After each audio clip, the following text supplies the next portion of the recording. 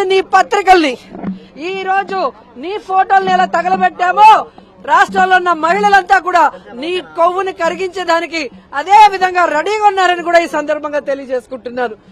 ఈ రోజు రాష్ట్రంలో నువ్వు దోచుకున్న దోపిడీకి, ఈ రోజు నీకు ఇచ్చిన నీ ఆఫీసులకి, అలాగే ఏవైతే చంద్రబాబు నాయుడు ప్రతిసారి అధికారంలో వచ్చిన తర్వాత నీకు కట్టబెడుతున్నాడో వాటిని కాపాడుకోవడం కోసమే చంద్రబాబు నాయుడు రాసిచ్చే రోత రాతల్ని రాయటం, చంద్రబాబు నాయుడు రాసిచ్చే బూతు మాటల్ని రాస్తూ విషపత్రికలాగా విషం చూపుతున్నాం.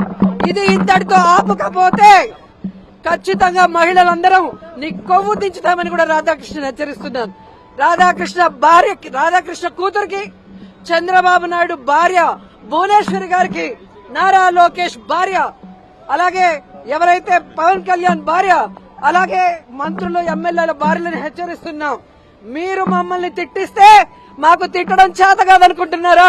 మాకు సంస్కారం అడ్డొస్తుంది కాబట్టి, చదువుకున్న వాళ్ళం, విలువలు తెలిసిన వాళ్ళం కాబట్టి ఈ రోజు మేము ఇంతవరకు మీకు హెచ్చరిస్తూ వదిలేశాం.